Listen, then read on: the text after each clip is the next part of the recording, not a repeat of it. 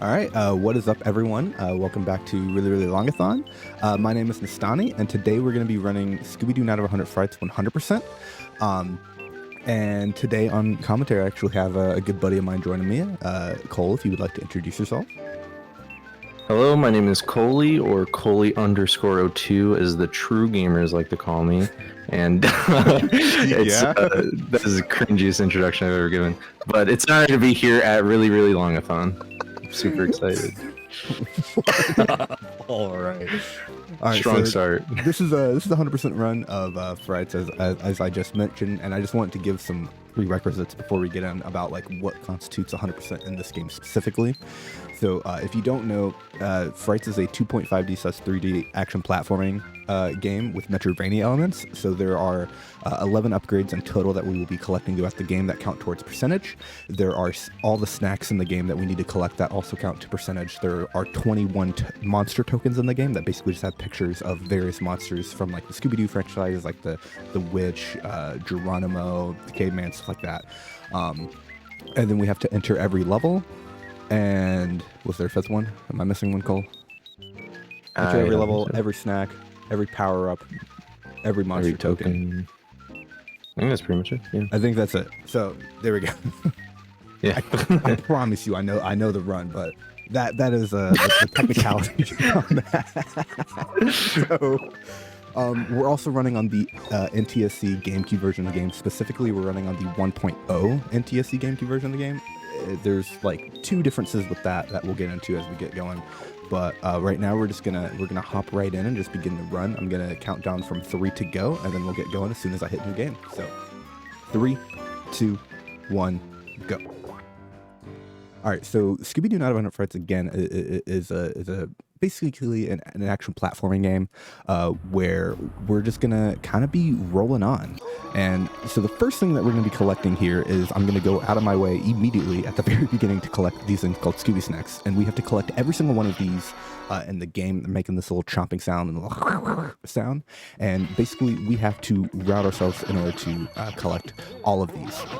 And on top of collecting all of these, we also have to collect, again, all the monster tokens, which you see kind of shining in the back there, glimmering a little bit as we just make our way through this bottom half. And so a monster token, as you're about to see right here, is going to make this little ting sound. Ting! And that is a monster token. There are 21 of those, so we're going to be collecting that. That is tragic. These tire swings rather, are a bit finicky, and sometimes you go right into a snack and you're like, surely I got that. You didn't. But here what we're going to do is that we're about to make our way into Manor, and right now we're kind of just making our way to our first upgrade of the game. So right here, these are things called snack gates. We basically have to pay them with a certain amount of snacks to unlock them. These are not very important in this run as we're collecting every snack in the game, so we're not really worried about snack totals. In other categories of the game, we are worried about snack totals a lot, and we have like specific snack routes in those categories. But again, since we don't really bother with that, it doesn't really bother us too much. Right here, we're going to talk to Holly. She's going to give us the map, and then we're actually going to turn around because we're actually not going to be back in this level, which is one of the early levels in the game, until like almost the end of the run. So we're going to be breaking the game a little bit here, but we'll get to that later. She gives us the map upgrade, which is a very key upgrade that will allow us to do a trick a bit later on in the run, approximately 4 minutes from now. She also triggers the groundskeeper respawn, who is voiced by Don Knotts, and he's going to give us our first upgrade of the game, the shovel, which allows us to dig, which we're literally using 2 times in the entire run. So that's the first time.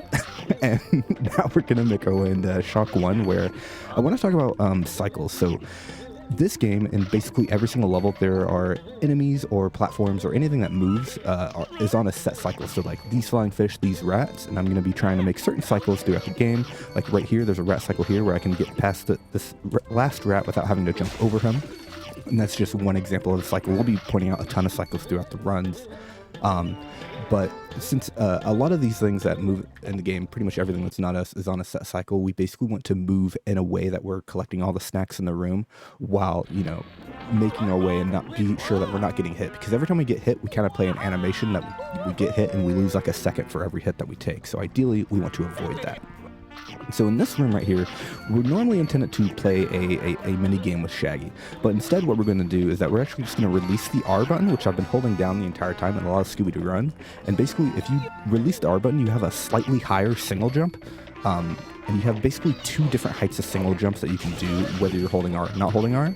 And so we can basically just skip that little we can skip that little section with Shaggy by just releasing the R button. Now, you might have noticed right there I missed some snacks, but don't worry, because we're actually backtracking through Shock 2 at the very end of the run to collect the rest of the snacks in this level, because we need certain upgrades in order to collect those snacks specifically. So I can be a little bit loose here, but right now I'm going to hand it over to Cole, because I don't want to mess up this level. Yeah, we're about to do some really crazy stuff right here. So this level kind of introduces tar, which is that surface you see right there, and it really sucks because it only allows us to walk. We can't jump, we can't run, but thankfully we can jump on like the rope railings on the side and the barrels and the crates to avoid the tar as much as possible.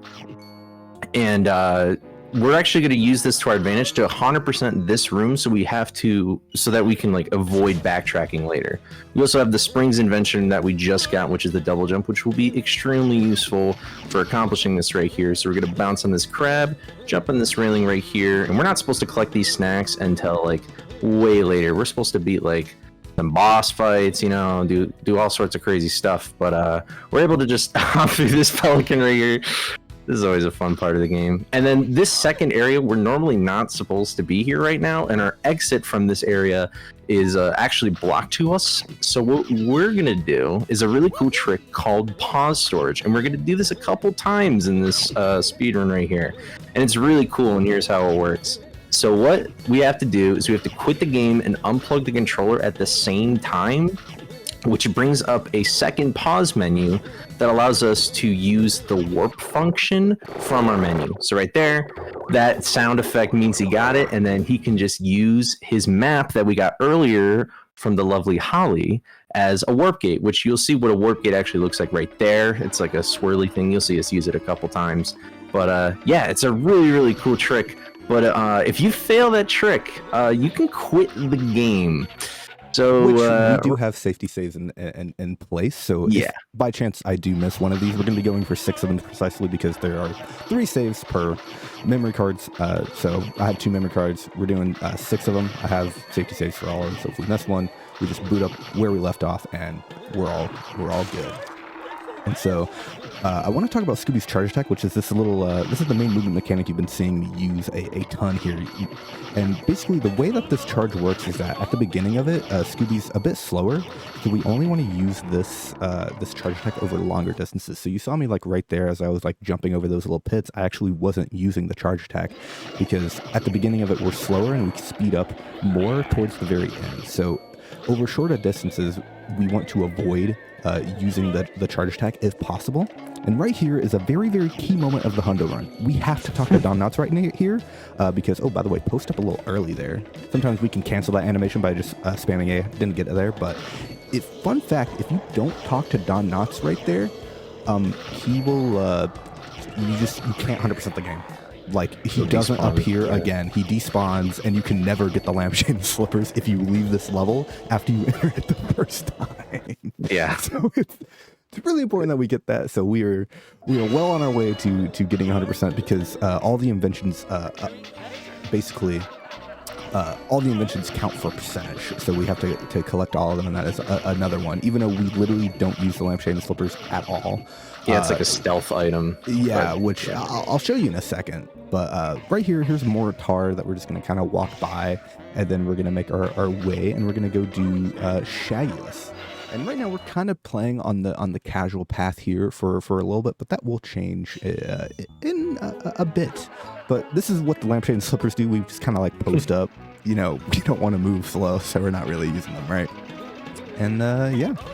And I'll let Cole take over from here. Yeah. So normally this is a very infamous part of the game. This isn't auto-scroller. This proves why Shaggy should not be driving the Mystery Machine at all. I mean, look at this guy. But we normally have to ride Shaggy's tractor because the floor is filled with thorns and stuff, which hurt. And we're actually going to do a strategy to skip most of this auto-scroller right here called Shaggyless. And because we started this room with perfect health, we're actually able to use the invincibility frames we get from getting hit by the thorns. We start it right here. We're able to just run through this level because there's health items right here, these sandwiches. So we're actually able to time our jumps perfectly and run around and collect all the snacks that we need to in this level and 100% this room without having to wait for Shaggy to catch up with us. So yeah, it's pretty scary though, because we literally end with exactly 1 health at the end, and that isn't just going to be a problem for this level, because these next few levels have a ton of obstacles and enemy cycles and just all sorts of nonsense that can hurt you. And this game really doesn't have much of a checkpoint feature. It's incredibly rare. Nice job, by the way. That was very, very well done. This is one of the few things in the game that I was really concerned about, because you lose a lot of time if you mess up this trick.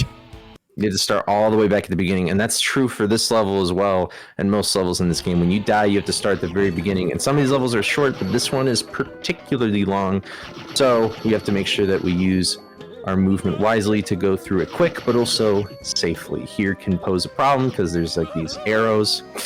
Yep, that's... Happens. But you know what? But now it just we have 3 happens. health, and so now we're not scared at all. Yes. Moving through this yeah. So that's sort of like a bonus, and also it was at least at the beginning of the level. But in this level, there's actually a really cool trick, and I don't know if you guys remembered at the beginning when nestani talked about us having the 1.0 version of the game right here. And essentially, that's just the first release of the GameCube version. And this version can do 2 special glitches, and this is one of them, where we can clip through these boxes with this chandelier right here. And normally, we're not supposed to access this part of the level until way later, when we have the helmet invention, which allows us to break the wooden crates. But we're actually trying not to hit a cutscene trigger, by the way, right there. Yeah, trying to avoid that. But yeah, so we're able to 100% this room and 100% this whole section of levels with that useful trick. There's another 1.0 exclusive trick that we will be doing later that is also kind of cool to see as well. But there we go. We made it through Greenhouse 1, and now we're making our way through Greenhouse 2. Gonna show off the charging mechanics, and there's actually a cycle that we're going to try and make at the end of this level, where there are 2 scarecrow enemies that we're able to just barely thread the needle and charge right in between them. And something else that's important to note is that this is actually the first level set that we will be 100%ing, and every time you 100% a level set, there's actually a indicator right here that says all snacks collected. So that's going to be incredibly useful for us to make sure that we actually 100%ed what we're supposed to. And so right here is where this is going to be one of the first, well, I guess you just saw Shaggyless, but so this is going to be one of the second major things you're going to see. We're going to jump off this invisible wall and jump all the way up here. Now, we are not normally intended to be up here this early. Normally you're supposed to come back with one of the later inventions in the game called the soap, which basically puts a bubble around enemies that you can use them as platforms to access these areas. But instead we basically just jump off of this invisible ledge, kind of left in. I think it's like the sign specifically, like it's just like a ledge above the sign that was just kind of like left in. And so it allows us to get to the top way earlier than intended, and this basically allows us to take out some backtracking so we don't have to come back to Hill 1 later on in the run, because, you know, we did get a warp gate in Greenhouse 2, but again, we want to reduce backtracking as much as possible. So if there is a place where we can just collect all the snacks in one go, we want to do that, right? Because every level that we have to do more backtracking in is another load screen, and we want to avoid as many load screens as possible, because load screens just eat up time, right? And so right here, we're actually going to do another soap skip in Hill 2. We're actually going to do this one twice because there is normally you're supposed to soap an enemy at the end of this level in order to get up here. Then you're going to do a really long circle, but instead we go to the halfway point, just jump up there. We actually use the D-pad for that trick specifically. And then we're on this half of the level, and we're going to do this half, and then we're going to round back, and then we're going to do the other half. You can actually see it in the background.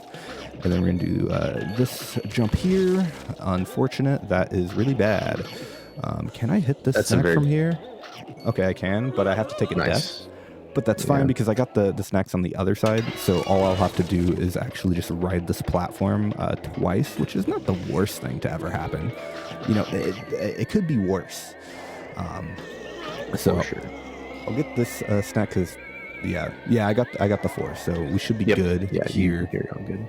And then we're gonna do our little soap skip again, and then we're just going to jump across the back half of this level. And then we're gonna do something pretty minute but kind of interesting, is that we're actually gonna jump into this door and we're not gonna run into it. And that is because whenever you run into a door and you enter, it releases the R button, and we want to not skid into the door, so we have those skid frames at the very beginning of this level, which just allows us to jump twice, hit both of these snacks in one snack boxes in one jump.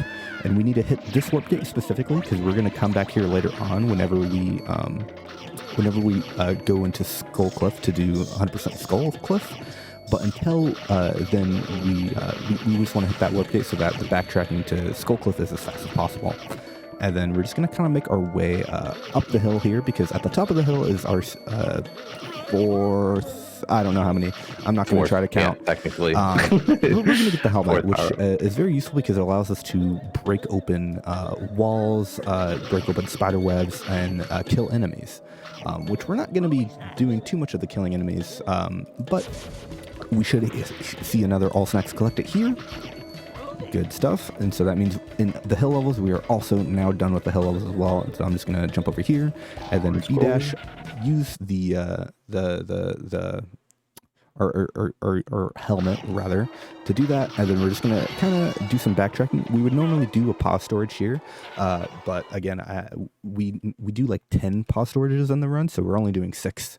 So some of the pause storages that I would normally do, I'm taking out. Just for safety, because again, you can reset. But right here, you're going to notice that we're not going back into the manor. At this point, normally you would go back in the manor and you will fight Black Knight. And that's because you need the galoshes in order to get into Fishy. But what we're going to do is just jump off of this barrel on top of this low-hanging ceiling, and then we're going to land on the barrels, B-dash on the barrel, get this one snack inside the barrel, and we're going to enter Fishy early.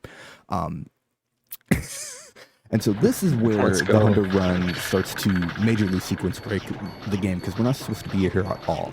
And basically the reason that we're able to do this is because not only is there a low-hanging ceiling there, but also they just didn't use the tar that much in this game at all for the most part. So like a lot of the areas, like this is really the only time the tar is blocking off an area that we need to get into. And so we can just push Black Knight later on in the run simply just because we do not need his invention, right? And since we don't need his invention, we can just bypass it. And another big thing about that too is that... there we go. Another big thing about that too is that basically in the manor there are a lot of levels that we can't collect all the snacks without certain upgrades that we don't have yet, right? And so again, we don't want to go into the manor and then re-enter the manor again right later on. And so we just cut all that out. We cut out Black Knight, and then we're allowed to be in Fishy early. And so you've been probably noticing that I've been doing very specific movement on these treadmills here, and that is because as you can see, when I'm traveling with a treadmill, I move pretty fast, but when I'm traveling against it, I almost grind to a halt right there. And you saw me hit a button at the bottom, and basically that activates this platform. And normally we're not supposed to be able to hit this platform until we have the umbrella, but instead what we do there is that we actually just we use the momentum from the treadmill that sends us like flying forward, and then we basically can get up there early so that we don't have to backtrack in Fishy 1. We can do the roof, get the token, and then make our way into Fishy 2. Where I'm going to shut up for a bit. Yeah. So these next 2 levels, Fishy 2 and Fishy 3, nestani is going to try and go for a cycle that can be pretty difficult to get because a little mess ups really can cost a lot of time, you know. But basically at the end of this level, and along with making a ton of other platform cycles as well, like this, there's a platform that leads to the exit door that we really want to make a cycle for. But the whole gimmick behind this room is that we need to collect these 4 keys spread across this giant place before we can actually continue. And you're also going to see in all these Fishy levels, and there's a lot of levels like this, where the floor is slippery. And it actually, when you turn, it makes Scooby kind of drift. So we actually try and jump to make a sharper turn. And right there, you're going to see a lot more of these. It's called skid jumping. where if we charge off the side of a platform, we actually extend the coyote frames, or how many frames the player has to jump when they walk off of a ledge. So skid jumping is incredibly useful for gaining distance, and that snack box, we are not supposed to get that yet, but thankfully that helps us remove some backtracking there and make things a lot quicker. There's the final key right there, but we got to collect a snack up here on this platform. We actually have to wait a second for this platform. For some reason, if you jump on it immediately, it just doesn't go up. So we just got to wait for it right here, and we're making our way to the final platform cycle we're making. Seeing nestani doing jumps to help make some sharp turns. We're also able to jump on these obstacles right here to make it up here, collect these 2 snacks, and boom, we got that platform cycle. A nice, clean, fishy clue Scooby-doo part 2. I love that rhyming scheme. But it's not over yet. Immediately, we're trying to do another cycle right here, where we want to get all the snacks on the floor right here and make it onto the first moving platform and collect the snack that's on that platform as well. Which, yeah, that sounds like a lot to do, and it is a lot to do. But look at that. Pro gamer right here, chat. Pro gamer. There's just one more tricky part about this level. That is coming right up. The camera in this game is completely automatic if you haven't noticed yet, and this is one of the spots right here where the camera gets a little like, what the heck's going on here? But we are once again pro gaming, so we just cruise right through that. And yeah, now we're just kind of making some other smaller cycles, collecting some snacks in this level. And I was also just looking at chat. Somebody asked about version differences and getting into this game. It can cause a little bit of a problem. It doesn't really too much for stuff like any percent or hundo. There's alternative strats that are equal time or just lose a little bit. But there's a whole other section of this game that's creepy early. That's Xbox exclusive, which that's just a whole nother beast. But it basically just saves 4 minutes and any percent, but we have a category split on the boards, so it's pretty even. So whatever you have, you can pretty much run and be competitive with for the most part, as long as you're not playing on PS2. Oh, Mega Dance. Yeah. Yeah, sorry, I ran into your zone a little bit. And basically right here again, you're gonna see much more of the this treadmill action. So I'm trying to go with the treadmill because it boosts me forward. And basically, whenever I'm traveling against the treadmill, you'll see me jump off immediately so that I can basically kind of like keep my momentum forward. And so, please don't hit me, Mr. Fish. These flying fishes can cause a bit of difficulty, but we're gonna do another skid jump here, make up here. We're not supposed to be up here until we have the umbrella again. You're gonna see this as a recurring theme in a lot of these levels. Is that we need the umbrella for a lot of things in the game. It's actually one of the most important upgrades that we want to get, which is why it is actually, of the 4 bosses in this game, Green Ghost is the first one that we fight because he gives us the umbrella, which just really allows us to 100% the whole game, because we literally can't do it without the umbrella in certain spots. And so right here, we're going to actually just do a little wall climb up some visible slopes here. Again, we're supposed to have the umbrella so that we like go up this little fan here so that we can get this token and these snacks, but instead we can just fall down using the wall climbs to climb up to the top, and then we can just make our way through here. And then this is another really big point in hundo, where again we need to hit this warp gate specifically, because we're going to actually be, whenever we do all of our backtracking at the very end of the run, we need to be sure that we hit the fishy 4 warp gate, because this starts off all the backtracking that we need to do. But we get all snacks collected. We've gotten the 2 tokens and fishies, and so now we'll be on our way into Pier. And then I just wanted to also kind of just mention another thing with just kind of reiterate, because I kind of brushed over it a bit before, but Scooby's charge attack again is like, we want to use it over the longer distances, which is why you see me selectively use it a lot of the time. And specifically on those slippery floors that you just saw me on, we actually, the max speed of those fishy floors is the same as the dash, which is why you saw me not using it on those floors. So right here, what we're going to do is that we're just going to kind of B-dash around that guy, and we'll talk a little bit more about that in the next level, Coast 2, because it'll be a bit more egregious. But essentially all you need to know is that we can just slide around enemies with hitbox shifting. But right here, we're going to try to jump on top of this pole, which we did nicely, and then that we actually skip a cutscene right there. And there's like a little 6, 7, 8 second cutscene. I don't really know. It's around all that. And we're also not supposed to be in this back half of the level yet, but I like, even if you are not a speedrunner, you could get to the back half of this level with how, like, you just use the double jump and just get here. Like, the intended path is right here, where you're supposed to come back here with the plungers, which allow you to go up steep slopes later on in the game. But I mean, you could just jump. You know what I mean? So we're just gonna do a little ring around the rosy, and then we can just get up there and get those snacks on first pass through. And if you also notice, I was passing up snacks earlier in the first half of this level, and that is again because we need the umbrella for those, and we don't have it yet. So right here, you're gonna see me kind of just manip this fish, maybe? Nope. But we're just going to slide around him with a head. And so basically right here, you're going to see it more egregiously where when we are using our trigger tap, our hitbox shrinks to our head. So as long as we're aiming our head away from enemies, we can literally just slide right next to them. We can basically be right on top of them and they won't hit us, right? And so that allows us to basically slide past a lot of these enemies and make it so that we don't get hit, which is really big and a really big piece of why Scooby's charge attack is really just so good for moving around, because, you know, long distances, it just makes us faster, right? And then we can also avoid enemies with it. So it's kind of like a 2-for-1 a gimmick. Well, right here, we're supposed to technically hit a button with the Super Smash in order to stop these boxes from moving, but we can just kind of move on top of them without that. And if we move in a certain way, we don't get what is known as boxed, because it basically, if the box is traveling up towards you and you're falling down into it, you will clip through the box and die. So luckily, we did not get boxed there, which is very nice. And this is another point of... This is the last point of the version differences, at least between the GameCube versions, the 1.0 and 1.1 version of the GameCube game.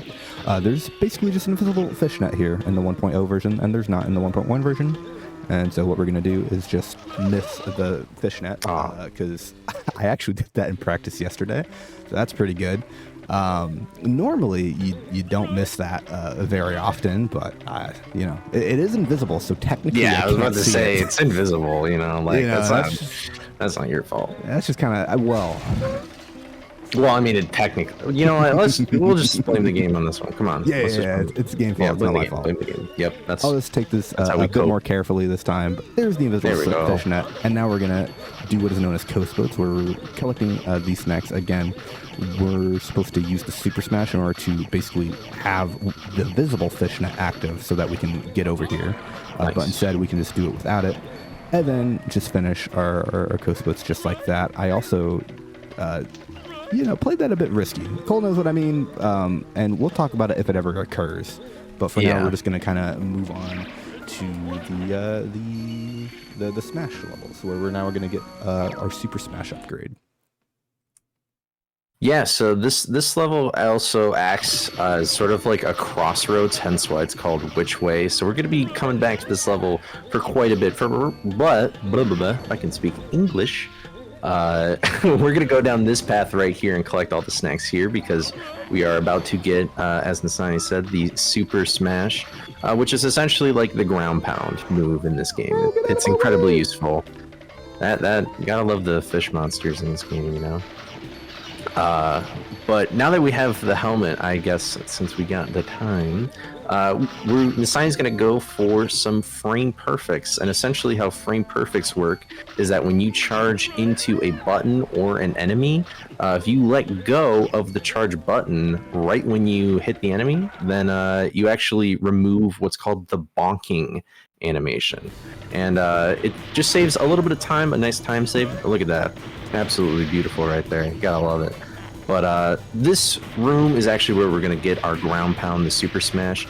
And the whole gimmick behind this room is that we press that button and the light bulb for the lighthouse that we're in just rises up to the top, and we have to make sure we get there in time so that we can break the light bulb and get the power up. But but because we are just so fast, because again, we're pro gamers, obviously, We can just charge past all these enemies, so we can kind of dilly-dally on the floor a little bit and get those snack boxes. And look at that, there we go. Ooh, 2 for 2. We got another free perfect. Let's go. And yeah, there's the ground pound right there. You're really excited about this, huh? It was. I mean, that was an almost perfect Lighthouse 1. Like, come on. But we gotta collect these 4 snacks as well. This is the only time we ever collect these 4 snacks.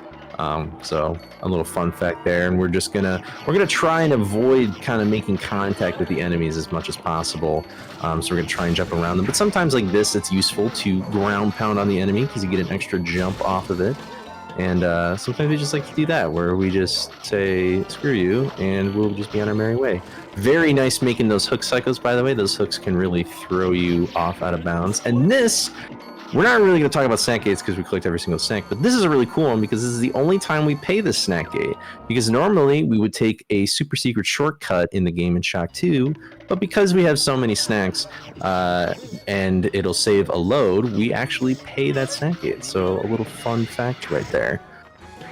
But yeah, so now we're on our way to get the next invention that we'll get called the plungers, as well as that room will unlock a level that we'll backtrack to multiple times as well, which we'll see in a sec.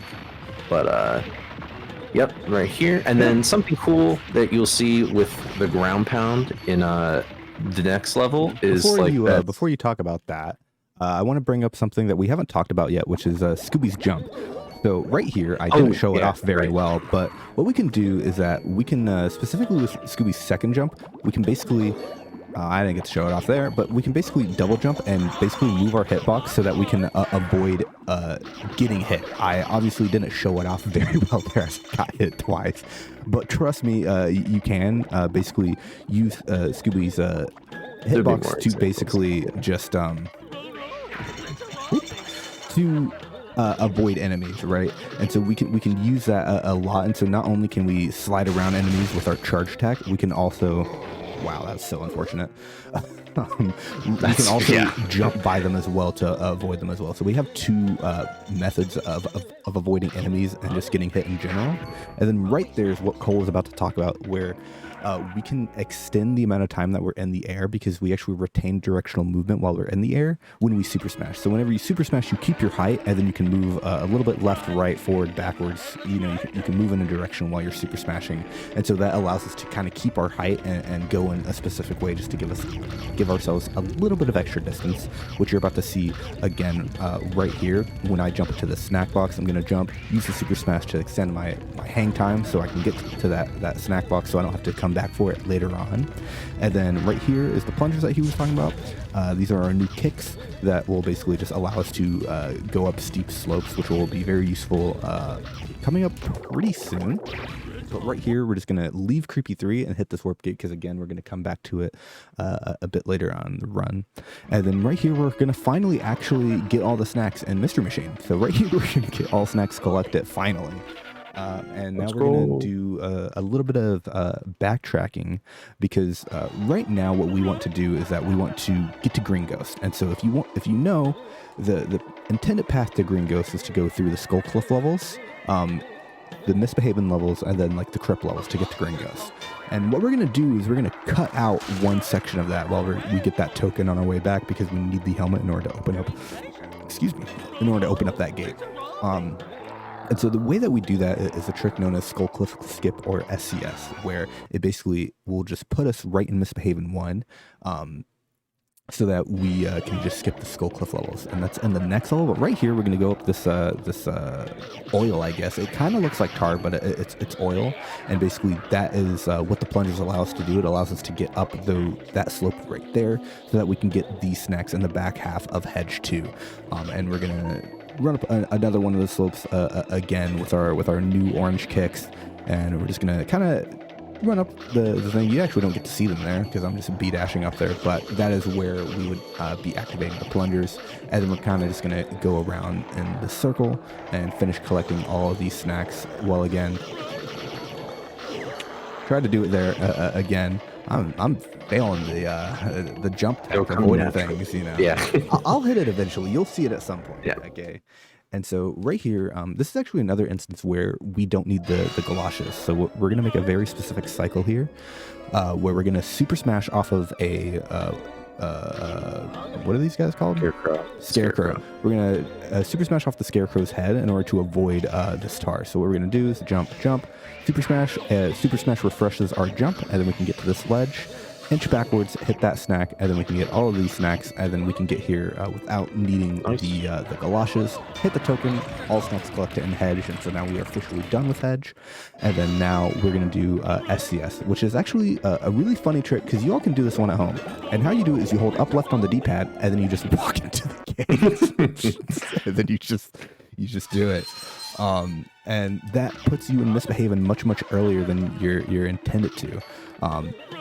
And fun fact, in any percent and a lot of other categories in this game, we actually get to Misbehaving before we have the helmet and the super smash. So we actually normally get here super early on in other runs. But, you know, since we have to go through Hedge 4, because basically the long and short is that going backwards through the Skull Cliff levels is faster to get to the helmet than going forwards through the Hedge 4 auto-scroller. The rest of Misbehaving, what we're going to be doing is that we're just going to be using the slippery floor to our advantage here while collecting these keys, and that slope is also another thing where we need to use the plungers for. We do have another skip called Plunger Skip, where we can actually do that. We can actually get up that slope by, again, ground pounding on top of a fish, but we don't need to do that because we have the upgrade required, right? So no reason to do a trick if we have an easier and faster way of doing it.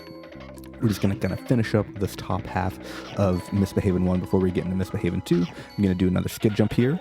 And then an important property about the ice is that you actually can't B-dash while you're on it. So you saw me jump there so that I can refresh and then use the B-dash afterwards. And just so I can dash up the hill. Otherwise, because basically with the plungers, you actually do a pretty slow walking animation when they're active. But if you're able to B-dash before you land with the plungers, you can basically cancel that out, because the plungers also act like the fish floor, like the slippery floors, where you have to jump and then land with the B button in order to activate your dash with the plungers as well. So pretty similar to the ice floor. Right here, what we're going to do is just fall in between this ice board. Normally, you're supposed to knock those down in order to do this level, but we can just avoid them and then jump on the ledge and then make our way into Misbehaving 3, my favorite level in the entire game. And if you can't tell, you probably are sniffing it out. It's one of those stinky auto-scrollers. No. But much like Hedge 4, there are no checkpoints in this level.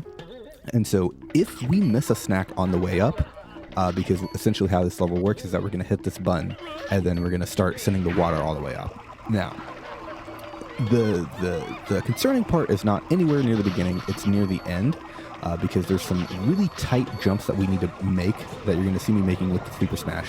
And essentially, since there is no checkpoints in this level, if we die at any point, we have to start over again.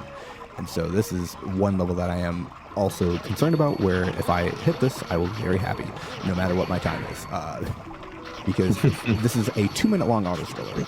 So, yeah, and if we die at the very end, we have to sit through it again. So hopefully that doesn't happen, and yeah, but overall, this level is normally not scary in any other category. This is actually the only category in the game where this level is slightly concerning. Because otherwise we just don't collect the snacks at the top. And I'll let Cole talk more about it right after this, because we are on Twitter Boat, because we can literally take our controller and then put it down, take our hands off, and we can go on Twitter if we want. It's just what we call it. Although I guess maybe we won't call it Twitter Boat anymore. But anyway, moving on. Cole, you got it.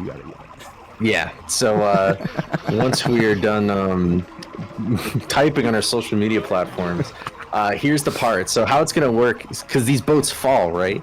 And we're going to use that Super Smash technique that we were talking about earlier, so that we can kind of stay in the sky a little bit longer. And that just ensures that we get the snacks in these arcs just like that. Perfect. And it also allows us to kind of slow the boats slowly sinking as well. So there we go. We did not miss any snacks in that arc. All snacks collected. Let's go. Okay. Get out of here now. Okay, we're good. We've done Run, it. run. We've made it Yeah. past the scary part. And so right here is also another huge thing, because you see those snacks up top. We actually can't get those yet.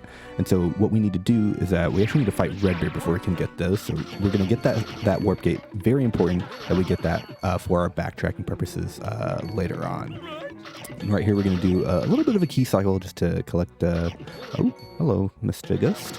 We're going to get those keys in the fastest manner possible, collecting all the snacks on the bottom. And then you're going to see me death abuse here. And we haven't really talked about death abusing much, but essentially what death abusing does is we can use death abusing to skip cutscenes. So there's a cutscene at the beginning of that, and basically we triggered the cutscene and then died, and we spawned back at where we entered the level. So you're going to see us death abuse a little bit more and the run, but essentially all you need to know about death abusing is that whenever we die in a level, it spawns you back to where you entered the level. So we're going to use it a couple times for backtracking purposes and whatnot. But we can also use it to our advantage to skip cutscenes. And so this is also the last auto-scroller of the game. So yay, we're done with auto-scrollers officially. And so we're just going to knock this urn down. 3, 4, 5, and then I'm gonna sit on this guy for just a second while this cutscene plays, because if you're in the air while this cutscene plays, you fall to the ground, which is not that cool.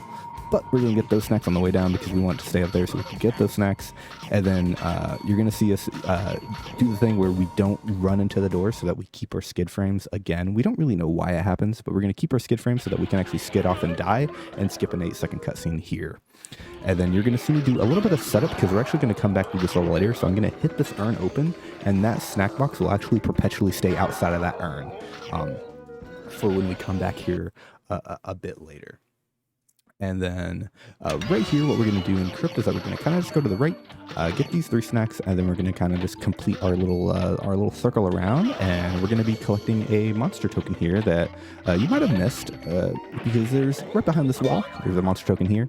So we're just going to go ahead and get that, bonk this guy, and then we're going to hit this warp gate, and then we're going to leave because you'll see in a second. But essentially,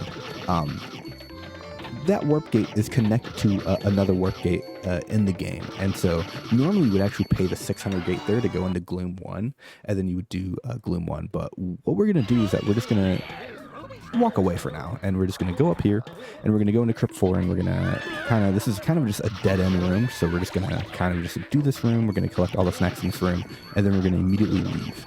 And so what we're going to do here, a snack box in this urn as well, fun fact, and then we're just going to finish up here, and then we're going to do another pause storage. And so, as I mentioned, the warp gate that we activated there is actually linked up to another warp gate. They basically copy and pasted the code for whatever reason. So if you activate one warp gate, you activate the other. So what we're going to do here, we're going to hit this pause storage, and then you see this, it's not active, but I can just warp to it just like this, even though it's not active. And this actually takes us to Gloom 2, which is past the 600 snack gate, so we don't have to pay the 600 snack gate and sit through that animation. We have the snacks to do it, right? But if we could skip an animation, why not? And then also, what you're going to see us do is do Gloom 1 backwards, which is actually faster than doing it forwards. But we'll talk about that in a second, because right now we're about to fight our first boss of the game, Green Ghost. So what we're going to do is, 40 minutes deep into the run, we're going to fight our first boss of the game.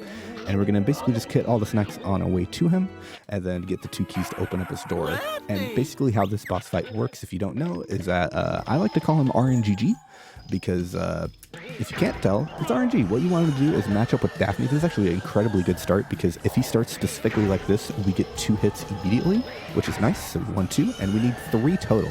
So if he goes to the right here and doesn't shoot lightning, Sag, he went to the left, that would have been a perfect Green Ghost.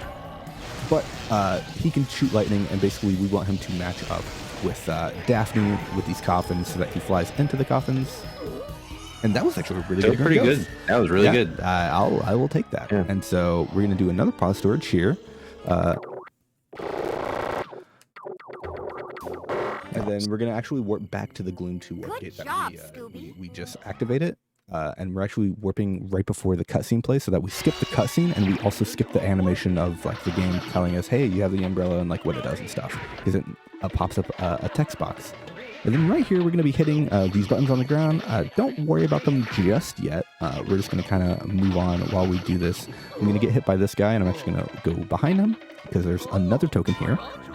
I'm actually notorious for missing that token, so that's good that we got that token.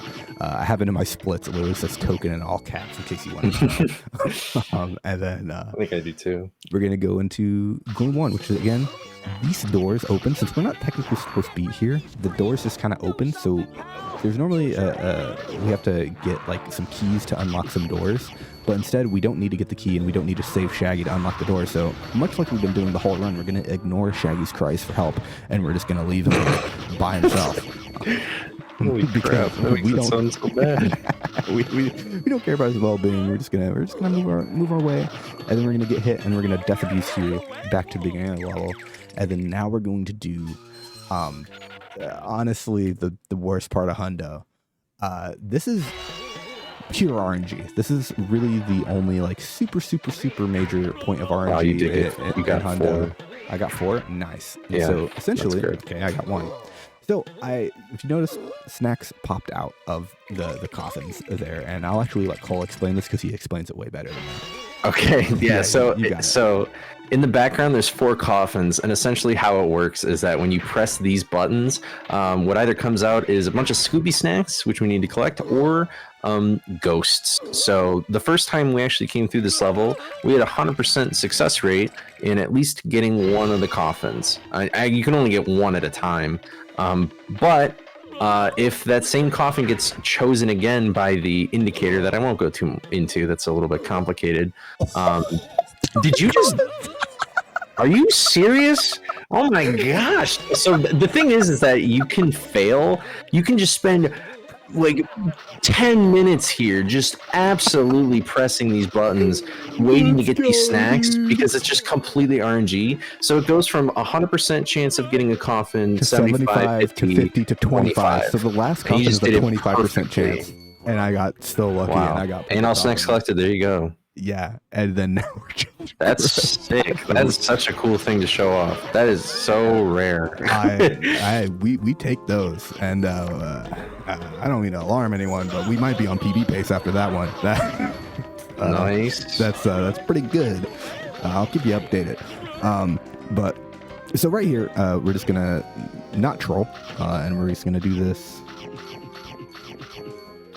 A little technical. That looks way easier than it is.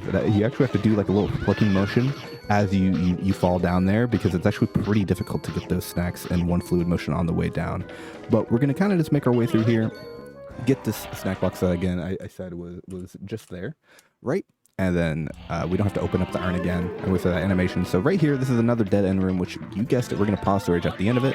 But first, we're gonna ground pound that guy and just kill that gargoyle so he's not in our way, because essentially at the bottom we die if we fall, and if we get hit by the gargoyle's fire, it sends us straight down into our death. So we just don't want to be participating in that.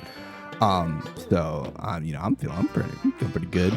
But what we're gonna do here is that we're gonna super smash, and then we've hit that snacks, and so now we have officially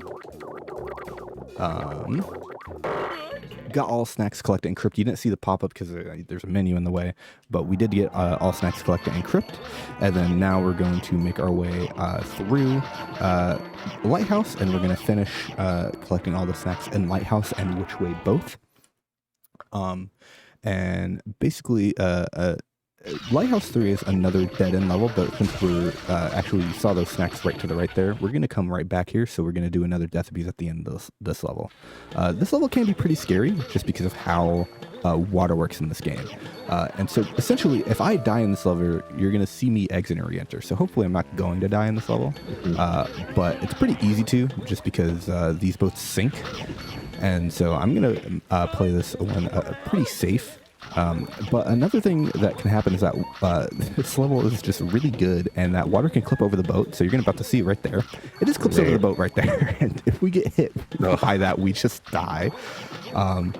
So there's certain spots like that where we could just like absolutely get owned by the water, because it just says, yo, we're just going to go over the boat here.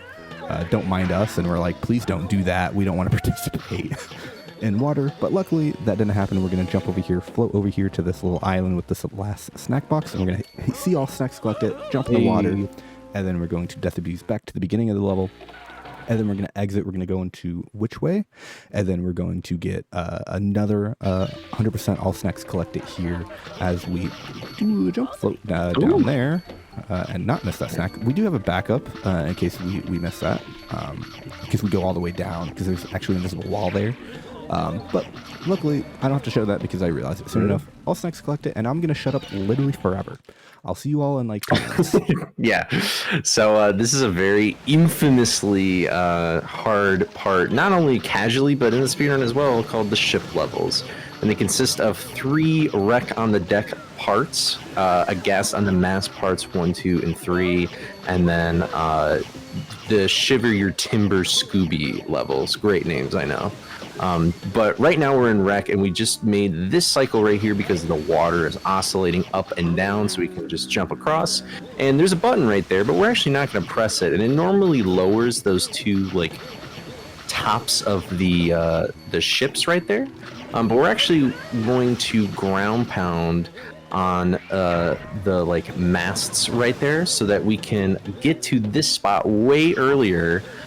And get that 1 snack. There are troll snacks, everybody. So there's these developers just love to put random snacks in places. And that jump right there that he just did with the skid jump and the umbrella, that looks so much easier than it actually is. Same with this. There's an invisible ledge on that boat. And normally how this level works is that you have to press 3 buttons to make platforms move, and there's a whole cutscene that plays. But we actually do this level completely buttonless. So that jump right there, as difficult as it is, saves a good amount of time. And so, yeah, these trampolines are the ones that normally move. And yeah, this level is infamously just very hard and annoying casually, and the same is applicable to speedrunning as well due to the fixed camera angle. And you know, the drop shadow only helps you so much. And right here we're gonna do another really cool skid jump right here, because you can stand on the middle here and then you can skid, double jump, and then we'll do the ground pound again. That is a very tricky jump as well. Again, if you die in this level, you got to start all the way back from which you came. So a lot of time lost there if you didn't get it. There's one more tricky jump right here in this level where we're going to do a skid jump to get that entire arc of snacks. If you jump too low, then you actually just don't get the height to get on the trampoline. And there you go. A nice, solid Rec 2 death-free. Oh my gosh, my internet literally lagged. That's how good that Rec 2 was. I froze there for a sec. But now we're here in Rec 3. Immediately we're gonna jump on some invisible ledges right here and just bonk right on that witch right there to collect all these snacks, which normally we'd have to jump down for and go all the way back up, and that's incredibly annoying. And yeah, we be speedrunning. So we're gonna glide up here. We're gonna, well, we don't have to actually now thanks to the fish cycle, but we can actually kind of shimmy your way around the fish to avoid getting hit by it. And right here, you can see a little door up there. There's actually a cutscene that plays, and we're going to try and do a cutscene skip right here with this ledge. Whatever. Didn't get it. Not a big deal. It doesn't lose too much time. And you see that button right there? Normally, you'd want to press that to activate a platform, but we're actually not going to press that button at all. We're just in here to collect these snacks. And then you'll see how we are going to clear this level without doing the intended way here in just a second. But yeah, here we go. So there's a monster token up here that we want to get. So normally you'd probably want to use the soap. I would assume I've never done it casually. But there's an invisible ledge right there. Get that monster token, and then we're going to jump on this invisible wall right here. And this is the exit boat right here. But there's some snacks over here we need to get, and that is the boat, that motor boat right there, that we need that button to press. But because there's like a dispatch trigger on the boat, we're able to just completely skip pressing that button. So, and now we're personally at my least favorite level in the entire game, Gas 1, because the whole gimmick behind this level is that there are these 4 giant slippery boats that really just mess around with momentum and your speed and stuff like that, and you have to glide everywhere. Another terrible part about this level is this is another level that you cannot go backwards in. So if you miss a snack gliding through these arcs like this, then you gotta die, you gotta reset, you gotta go through the whole level again, going uphill, and it's super slow and it's really annoying. Also, this level has death planes, and it is very infamous for the death planes to poke through a little bit, and if you hit it just right, then you just die for no reason, and it's like, whoop-de-doo. But there's a lot of cool movement tech like that, where you can kind of use your momentum for your advantage. It can kind of make or break your time in this run. But it's unfortunate because in like 100% specifically, you know, you have to get every single snack, but in other categories, you're able to use this momentum a little bit more effectively and more easily, perhaps, just to get out of these levels, because it's like, you do not want to be here for that long. So, yeah, you're going to see some more momentum stuff in a bit. Also, the edges of the boat kind of have it as well. We got to go over to this super secret boat here. Normally you need the soap invention to come over here as well. And thankfully there aren't as many snacks on this boat because there are snack boxes, which again cost 5 snacks. Also, bouncing on the crabs is also a very nice strategy. But right there, nice use of the momentum again. And now we are at many people's least favorite levels, and I don't like this level a lot either. And it's a gas 2, and it's not really the beginning of this level. The beginning of this level is pretty straightforward. We're just going to run by these crabs. We're going to bonk this ghost diver right on the head, and we're going to press this button because in this room on the right there is the Redbeard monster token that we're going to get, and then we got to press another button to unlock the second half of this level. And the second half of this level isn't pretty. And I'll explain it more in a sec because it's quite easy to see how this level can really make or break a person's speedrun. So right here specifically, so first of all, platforming over water is just no bueno already. But then we got moving platforms and a really weird camera angle that again we can't control because the camera's automatic in this game. So we have to be very careful because again we got to collect every single snack in this level to ensure that we get 100%. Now the really cool guys that like really practice this level go for a specific cycle to get all the snacks and ooh, nice, reach this platform at the end perfectly.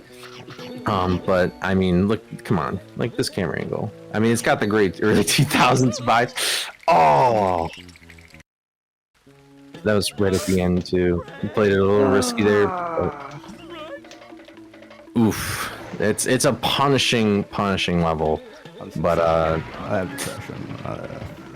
The devs. I have not made it through these wreck levels yet without dying. Like through the shipwreck levels, I have not made through these levels one time without dying. So that I was so close because I guess he was really like the last level that you really need to be concerned with dying. Really and that's just unfortunate, dude. I was so close. Yeah.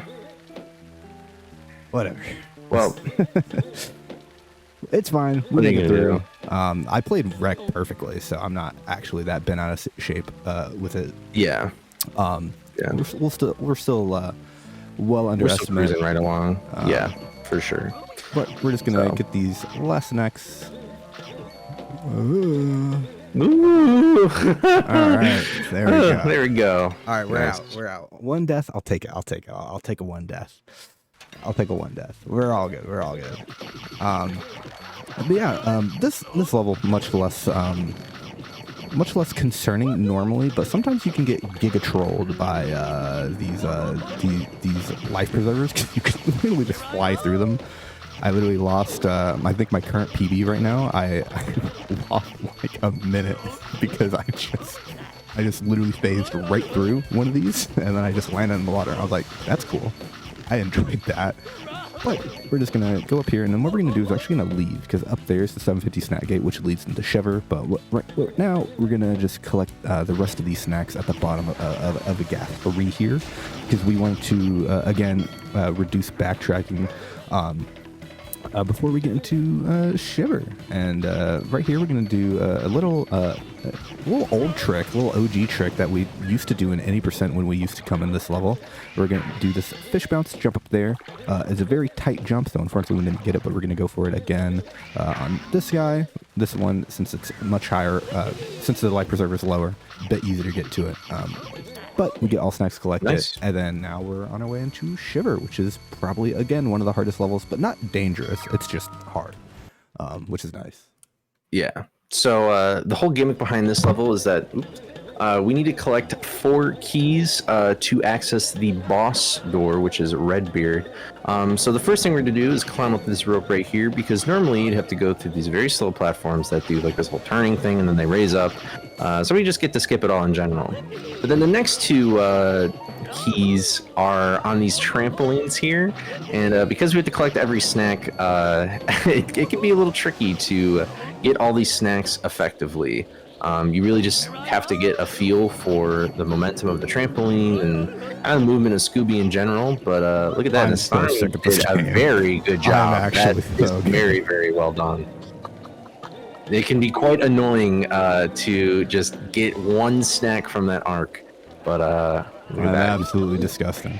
Pro gaming in here, pro gaming. But then we press that button in the middle so that we can raise these conveyor belts to get these snacks, as well as get the 4th key. So now we're able to enter Redbeard, but we're not done with this level yet. There's the caveman.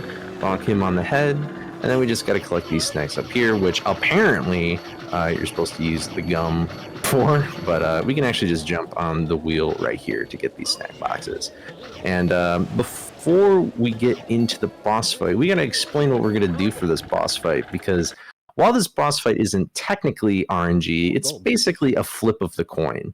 So how this boss fight works is normally that there is an enemy wave that comes in, and then we have to stand next to one of those 4 ropes you see in the corners of the room, and Redbeard's going to throw his sword at it, and then eventually, once all 4 ropes are cut, we'll defeat the boss.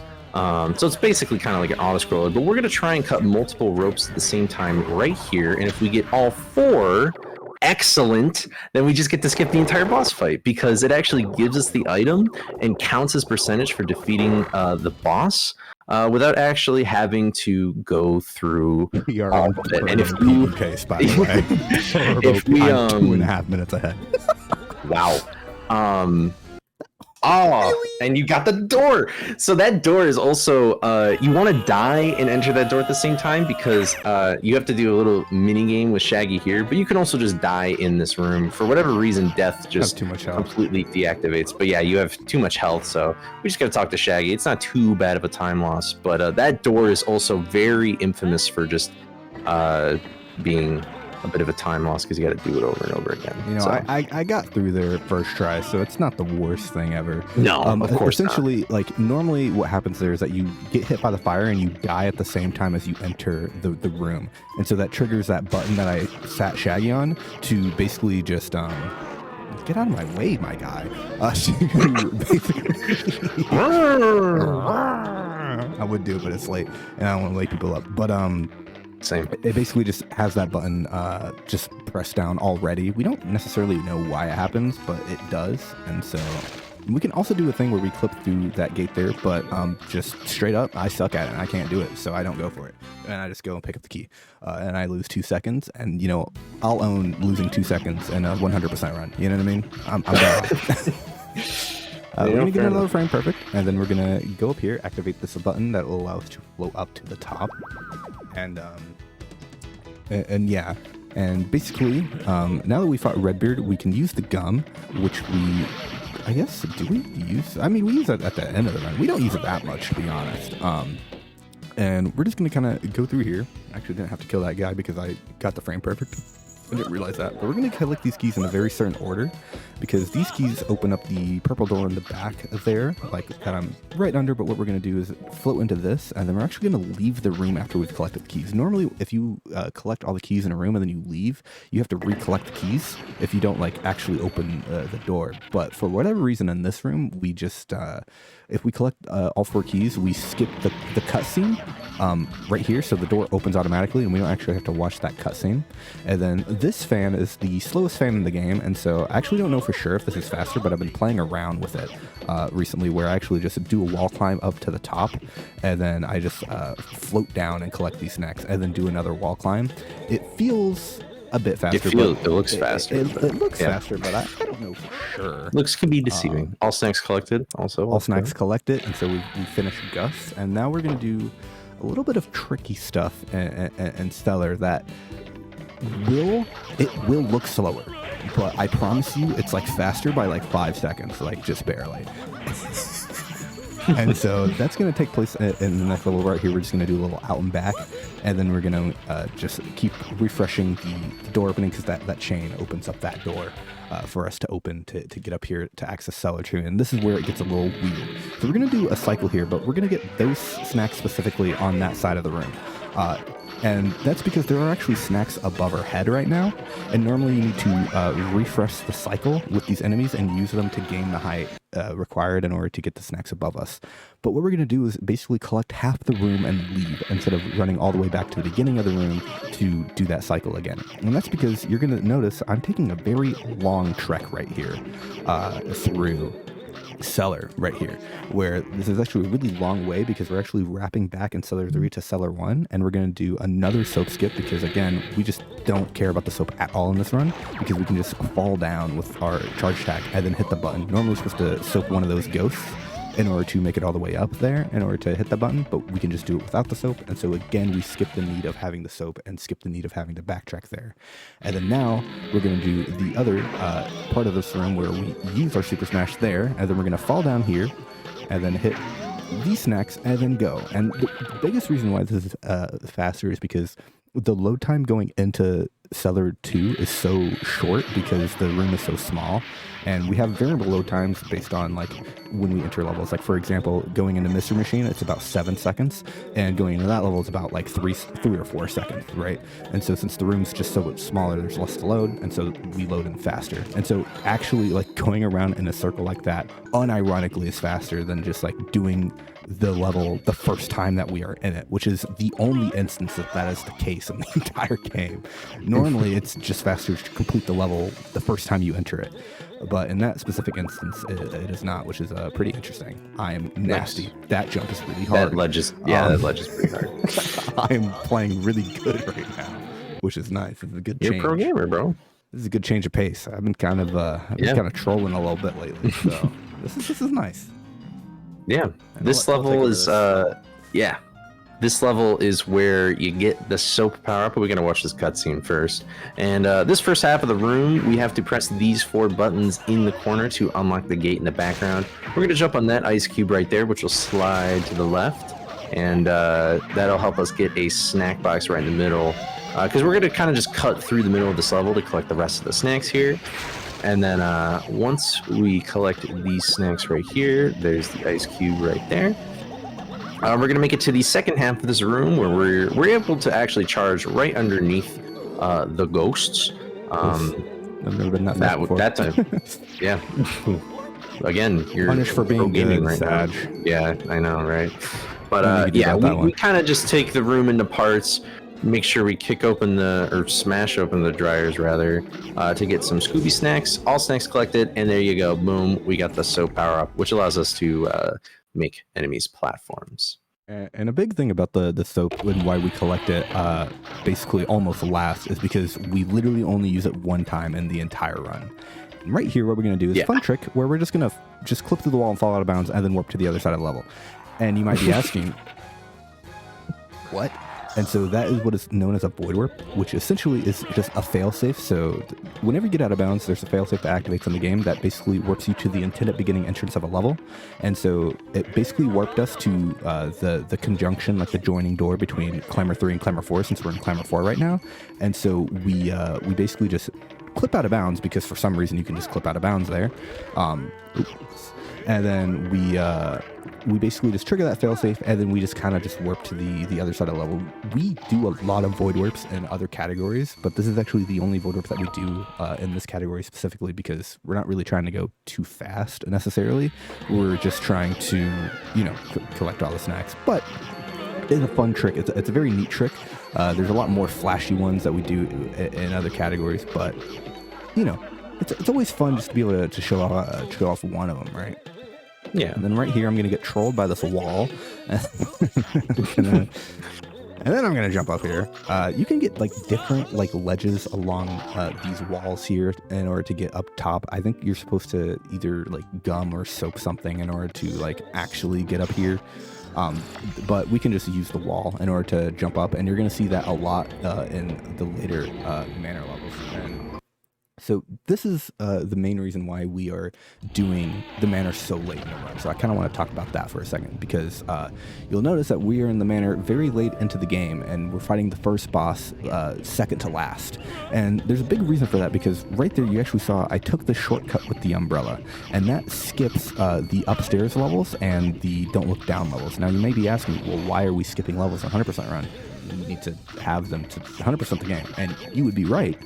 But the thing about the upstairs levels and the don't look down levels specifically is that this chandelier is scary, because if you hit that, you drop all the way to the bottom. So that's why I was being a little careful there. But essentially, we're gonna go through those levels backwards later on, and we basically can skip those levels and get to the Black Knight boss fight earlier. Now, there's a myriad of reasons why going through those levels backwards is faster, but we'll just get to that when we do it. But just know that we're gonna be going back to those levels later, and also just, you know, we can't. If we were to go into this level earlier, we actually couldn't go into that little hallway to the right because we wouldn't have the plungers, and we would just like slide down the slide rather than being able to open up the spider webs and access the snacks to the right. And so again, removes backtracking because we actually need the plungers a lot in the next couple of levels in order to collect all the snacks that we need to be collecting. And so all these upgrades that we've been collecting throughout the game really just like come into play here, because now we can just do we can 100% all of these rooms in one go on our way to the Black Knight, because again, tar wasn't used that much, so we don't need the galoshes. And attic is actually some of my favorite levels, just because of how nice this charge movement is, getting all of these snacks and just making our way through here. And then I like super smashing that guy. You can't go for a frame perfect there. I just don't do that because I lose half a second for super smashing him. I'm fine with that. We're gonna do a little. No, we're not gonna wiggle around him, but we're just gonna go up through here, and we're gonna kind of just finish 100%ing attic. But a thing about attic is that you're going to notice is that you actually saw attic 2, 3, and this one's attic 4, and you saw tower in the tower 1. Tower counts as a part of the attic completion, so you'll notice that there is no all snacks completed when we get to the end of this, because we have not collected all the snacks in tower, because there's actually some snacks at the top of tower, which is actually the exit of the Black Knight boss fight, which, fun fact, we do a trick known as BKE, where we can actually access. Did I miss a snack? I think you did. Yeah, where we basically get to the Black Knight boss fight earlier than intended. Okay. Nice. It's a little troll there because you can barely see what you're doing up top on the roof there, but we got all those snacks luckily. And then we're gonna miss that snack like a gangster, and then we're gonna keep making our way on through. But yeah, essentially you're not gonna see an all snacks collected because tower is part of the attic levels. Tower 1 is quote unquote attic 1, so that is why you're not gonna see that. But we're gonna remedy that as soon as we fight Black Knight, and then we're gonna go back into tower to finish that up.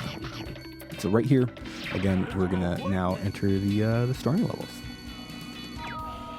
Yeah, and in this level, we're going to try and make a lot of different cycles here. So the first part of this room is that we're kind of just going to go around the world right here and collect all these snacks. We're going to utilize our charging, and then we're going to have to press that button on the left, where we're going to cut through the middle to grab a snack box first.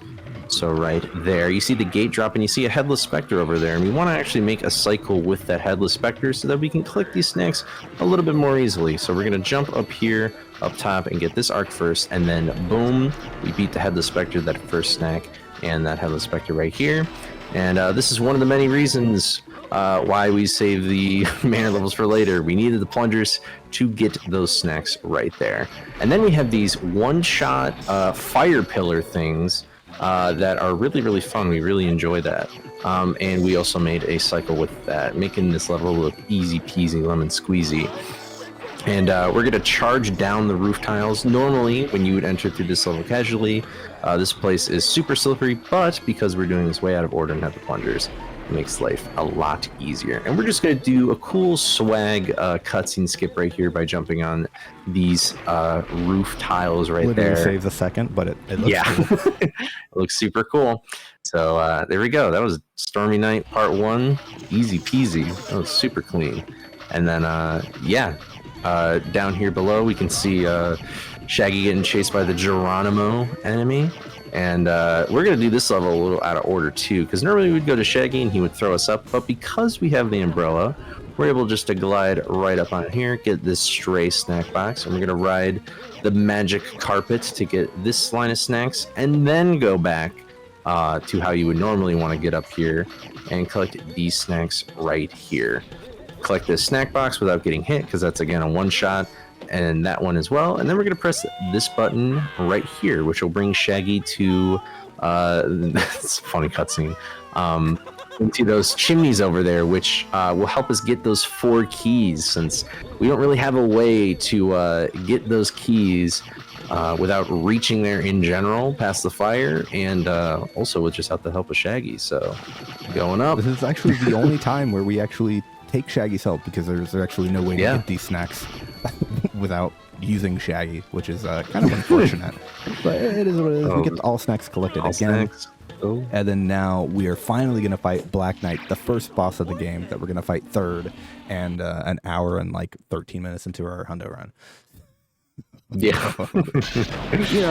Just a little bit out of order. And so we're going to use the umbrella just to float over that tar so we don't have to walk on it. And then you guessed it, Black Knight, you could probably see, very similar to Green Ghost. We need him to match up over these 4 buttons. We need to hit him on each of these buttons, and it's a bit worse of RNG than Green Ghost, because he can just turn around at any point. It was a great start. Hopefully I didn't curse it by saying that. Yeah, I was about to say. Essentially we want him to go on all 4 of these buttons here, Stage, and now we're going to be here for 2 minutes. Now that I said that, I shouldn't have said anything. That's on me, guys. Nothing I can do about that. But this is why he basically goes back and forth, and we need to hit him 1 time on each of the buttons. And so now we just kind of need him to go all the way over to the right, which he is not really obeying. He's not really being a homie right now. He's kind of being the opposite of a homie. But that wasn't too bad. I'll take that. That's pretty good. I will not shake my finger at that.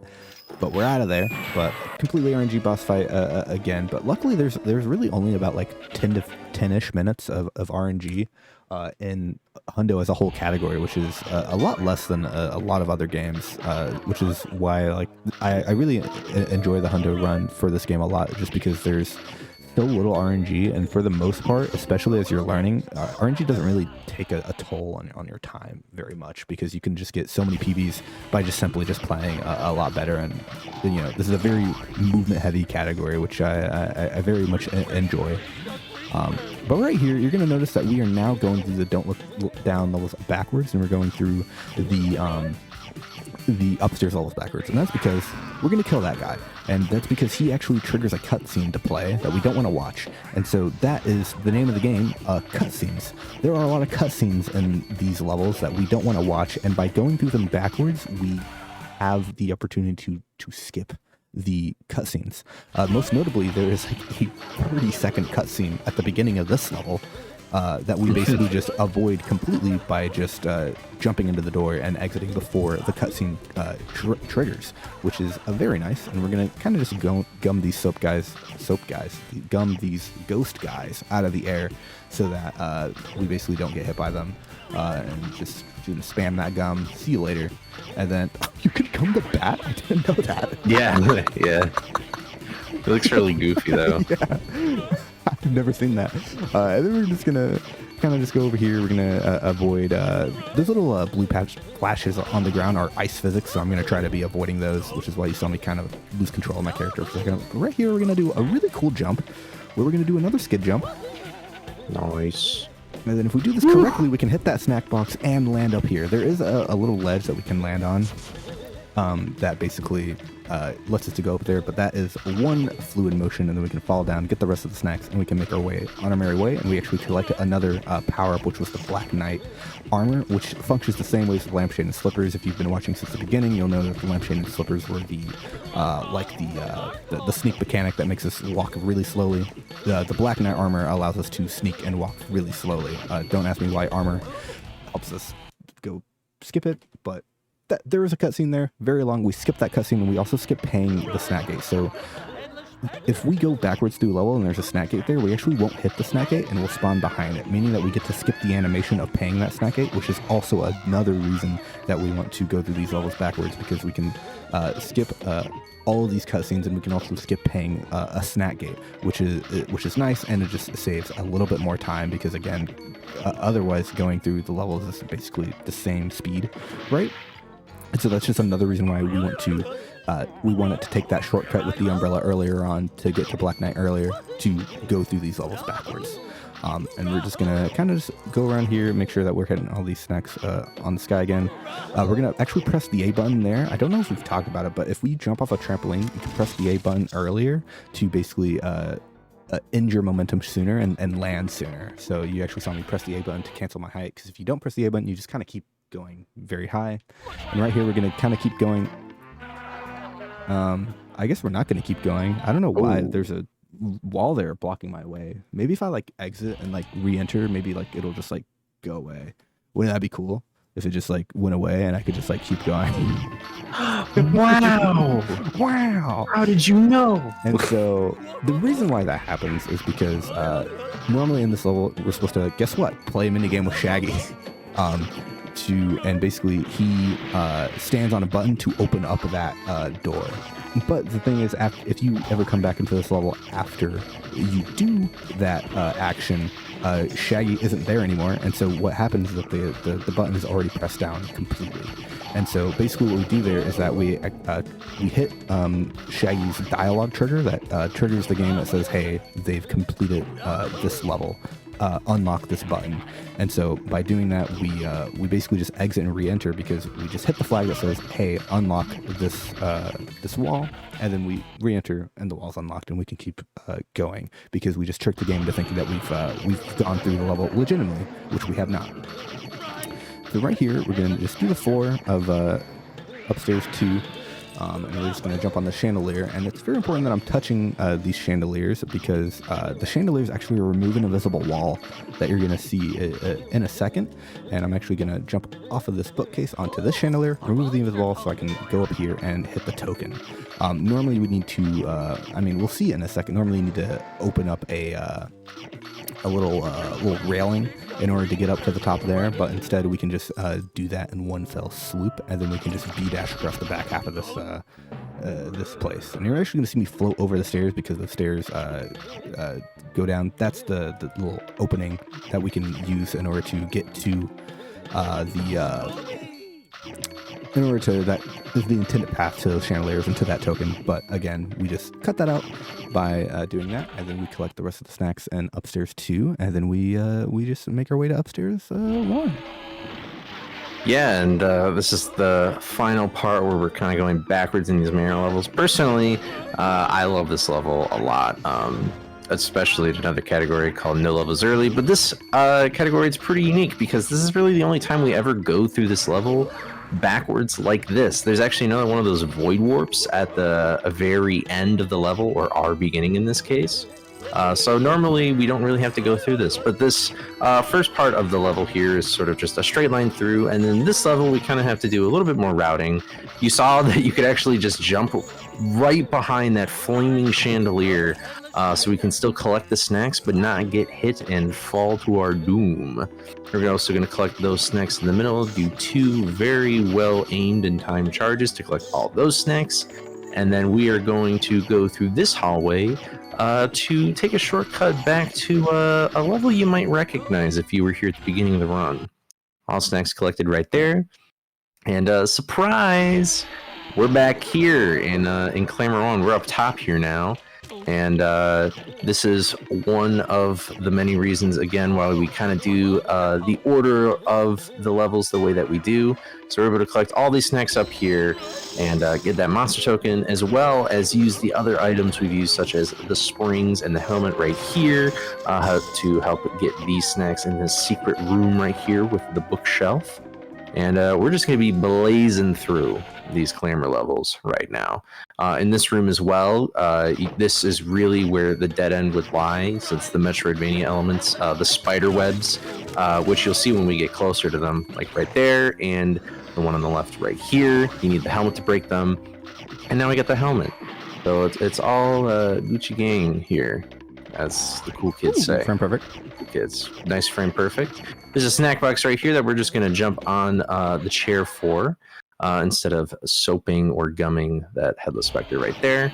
And then we're just gonna straight shoot it down right here to collect all these snacks.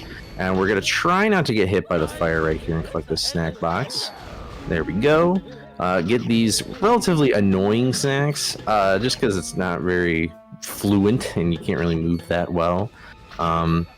Yeah, pretty straightforward levels, these ones. These are obviously beginning game levels, so there's not, thankfully, too much going on here in terms of difficulty. And you should probably recognize this room that we have finally made our way back to get the bottom half of this level, because now that we will get all snacks collected in this level set, we're on our way to the Mind Your Manor levels again, and we're going to find 100% that and then get out of here and begin another set of areas. Oh, shit, that guy. But, smacked him in the face. And then here in Mine 1, because we already got all the snacks, we're actually going to be able to jump on a cool little ledge right there and just skip all the annoying platforming and the ghosts.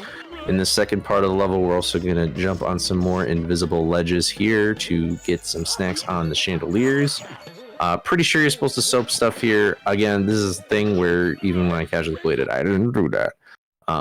And this level is particularly fun. So we got to collect these 4 keys at the start, but we're going to jump on this lamp and then jump over an invisible cutscene trigger that is, I don't remember the exact time, but obviously any cutscene is not a good cutscene. It's a so we're able to skip one. It's like that. 10 seconds. It is, yeah, it's pretty long. And we were able to charge on that railing for a little bit so we could avoid the enemies and still get the snacks. And we want to make a cycle in this hallway here. Thankfully, this hallway sort of activates or starts with this opening and closing door right here when we enter it. So thankfully, it's not too tight, and it doesn't require us to be conscious of the whole level, but it is still kind of tricky to get it fairly well. But we activated the rope, activated these chandeliers, so we got the Geronimo token and got the snacks here. Thankfully, we didn't fall, but we have a nice backup anyway. But again, pro gamer here, so we don't have to deal with that. And then we're on our way to Mind 3, where the layout of this level is actually pretty interesting, because our exit is actually to the left, but we got to go in this huge circle first. We're also going to stand on an invisible ledge right there to get that troll snack, which you probably didn't even notice that we collected. Normally, you're supposed to soap one of the ghosts here. Once again, the developers really just liked trolling us, even all the way back in 2002. So also going to utilize the invisible ledges again so that we don't have to use the carpet as much. And then we have a cutscene right here that's going to play. And there's this beautiful chandelier that we are not going to use because we have the umbrella. Obviously, when you go through this level casually, you're not going to have it. But we can just breeze through all these levels right here and collect all these snacks, because look at the chandelier back there. That is way too slow for us to deal with. And there we go. We got through that easy peasy lemon squeezy. And sometimes people like to go for a frame perfect right there. Here's another button right here. We don't have to super smash this one. For some reason, they just had some buttons not super smashable.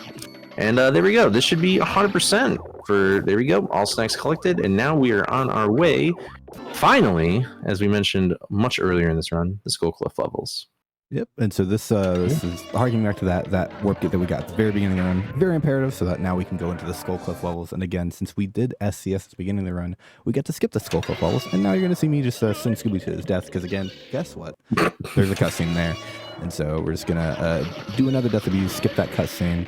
And then the reason that we wanted to come back through these levels later is because the umbrella is actually... You got it. Nice. Yeah, you got it. You got it. The you umbrella got it. is that's actually a really tight cycle that you can only make if you frame perfect the button, which I did. So that was nice, a little swag. I didn't really save much time because I kind of messed up the jump, so I had to super smash anyway. Who cares? I'm swag.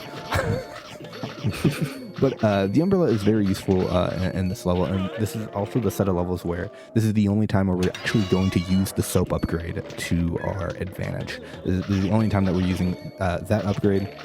And so we basically, like, the skull levels are just king of the umbrella upgrade and the soap upgrade, which is why we save them for basically last. Because if you've been paying attention, we are getting really close to the end of the game right now. Because after these skull clove levels, we are going to initiate our backtracking, where we're going to backtrack for all the snacks that we weren't able to get without because we didn't have the upgrades required at the time in order to get them, right? So right here, we're going to do, this is actually a very similar cycle that we do in any percent, where we make it past this boulder here without it falling on us, just like that. And then we're just going to kind of float back across here, and then we're going to get these snacks, and we're going to enter Skull 3, where I'm going to shut up. Yeah, so Skull 3 is quite an interesting level. Right off the bat, we're trying to make a... well, never mind. But normally there's a platform cycle that we want to make so that we can just blaze through it. Right there's the platform cycle. But you know what? That's okay. Not too big of a deal. We're just going to wait a sec. But you see that button in the background right there? That red button? We're going to press that red button. And normally we don't. But what the red button does is that it activates a platform so that it starts moving, because there's like a little island that's kind of hidden in the middle of this level. And to reach it, we're actually going to climb this wall right here, and then we're going to glide all the way over and meet our little fish friend with some Scooby snacks. Look at that. But you can see that there's a moving platform over to the left, and we're actually going to soap the fish, because this soap... Look how big this bubble is. It's like the biggest bubble of any enemy. But it allows us to get a perfect amount of glide so that we can just do that. And we don't have to press. There's a second button up top that you will see in just a second. And it just, it's a little scary part of a jump, but you know, a lot can go wrong. But thankfully, we have a pro gamer at the wheel right now. So...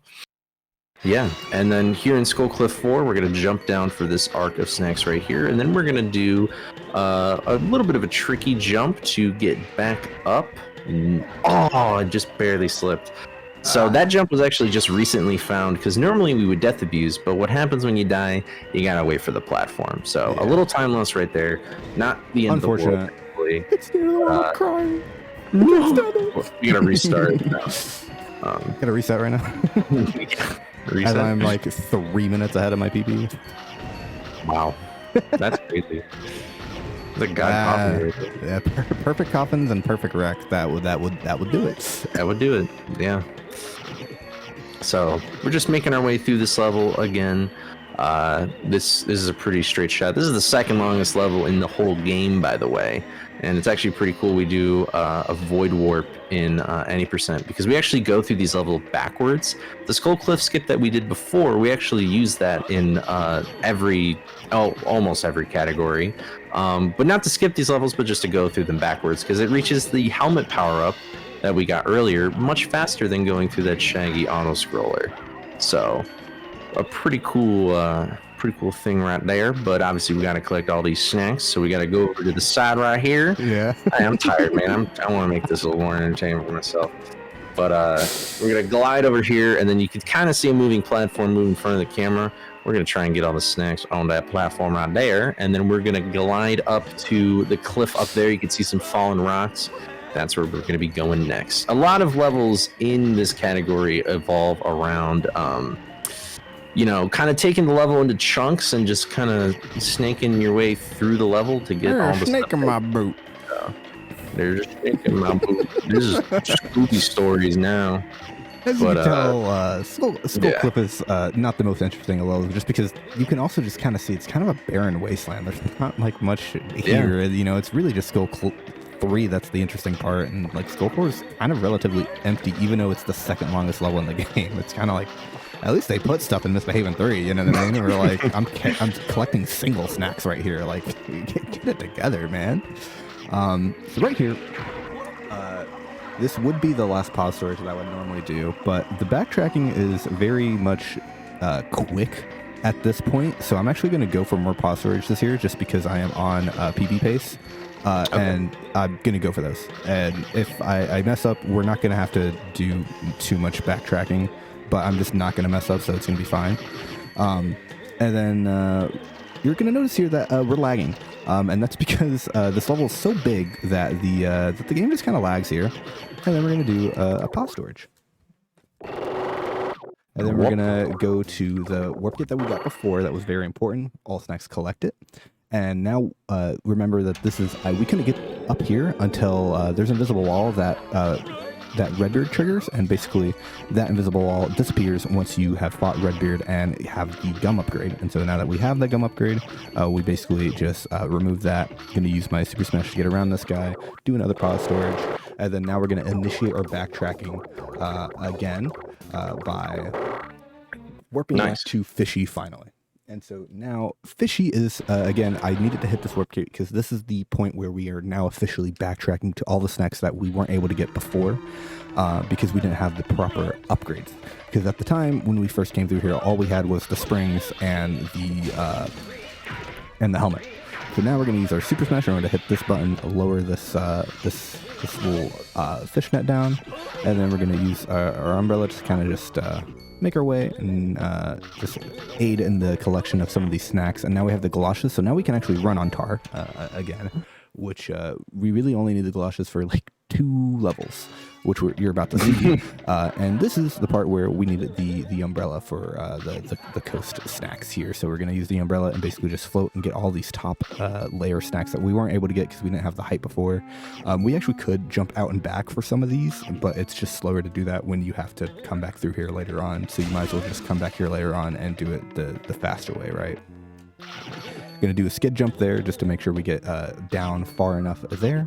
And then we're just going to finish our little float here, and we're not going to pause storage here because for some reason I like to pause storage here even though we just death abuse after we get our all snacks collected.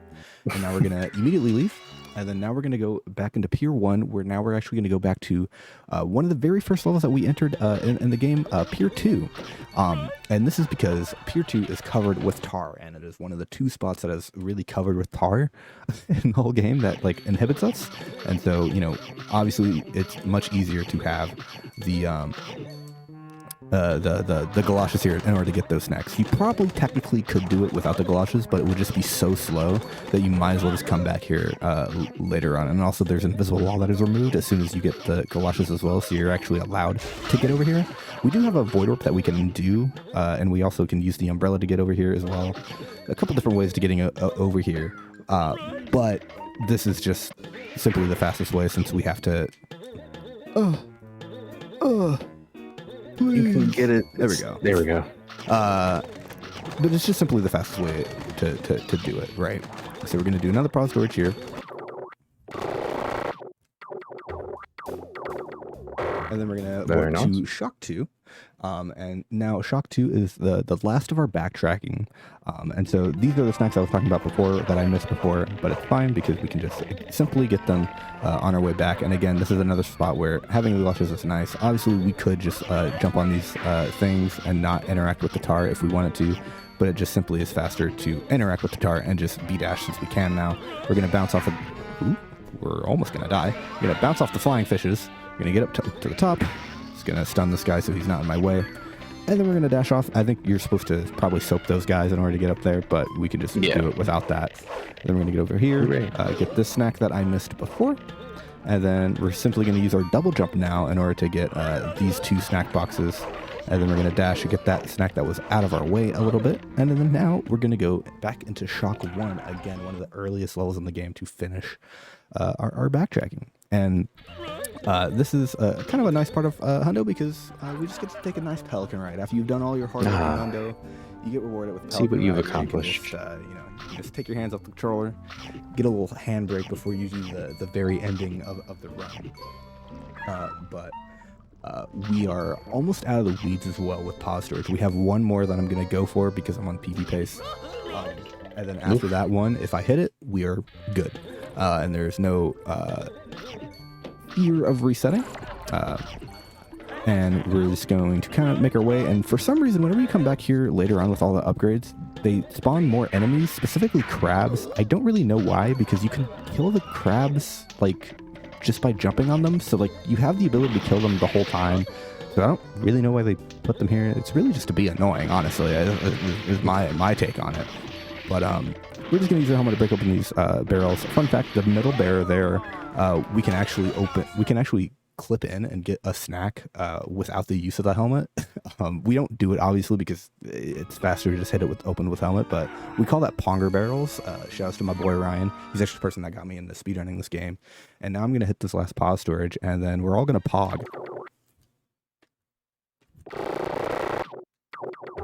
Nice.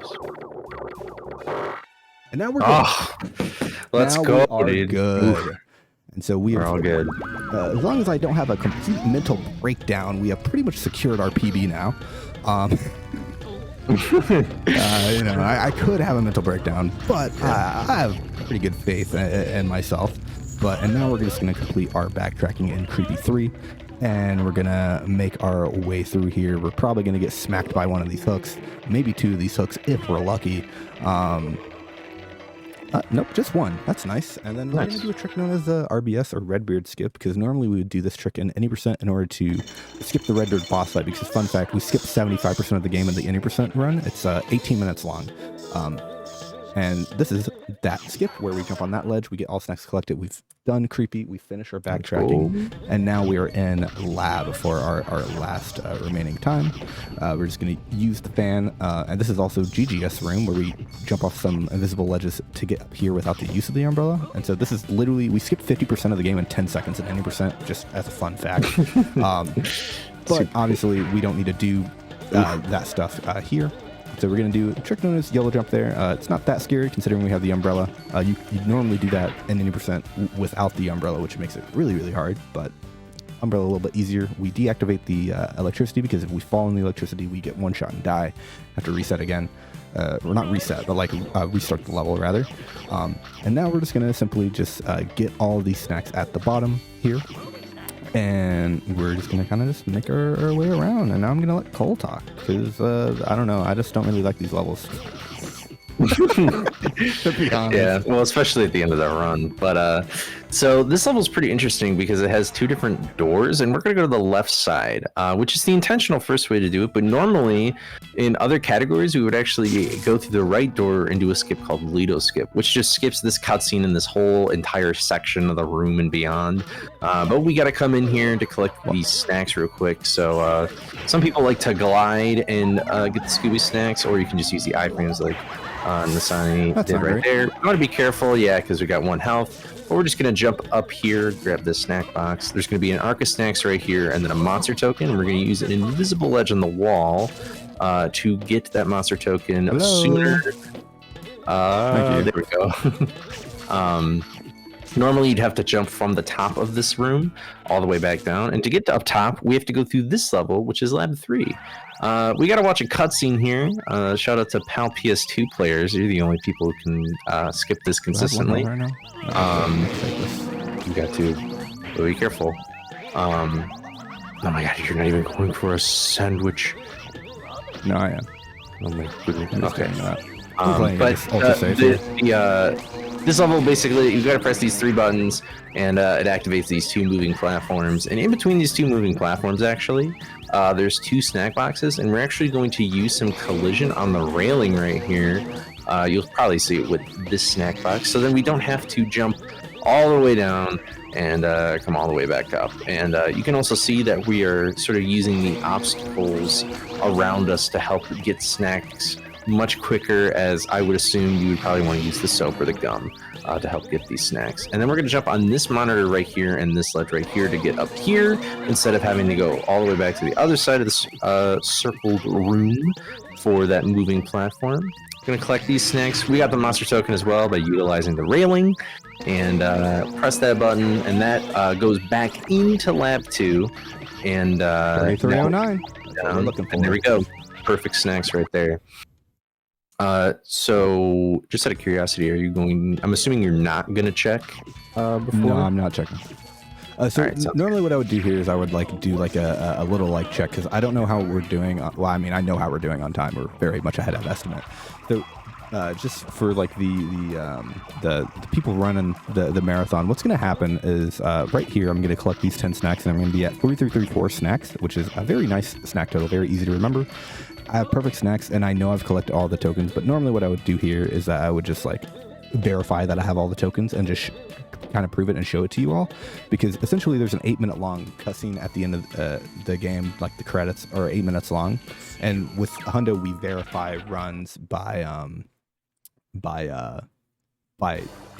doing the save file. So we watch the whole cutscene after we do mastermind, because that cutscene actually applies for percentage. We watch the whole cutscene, which is 8 minutes long. Yeah, we can't skip it. Yeah, we can't skip it. And then after that, we save, quit the game, and then we verify Hundo that way.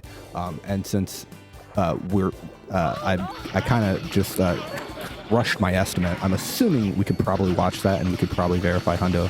But if someone wants to DM me, if we want to do that, if we don't want to do that, it's fine either way. Just, you know, just let me know. But that is what is about to happen is that, so we'll play by ear.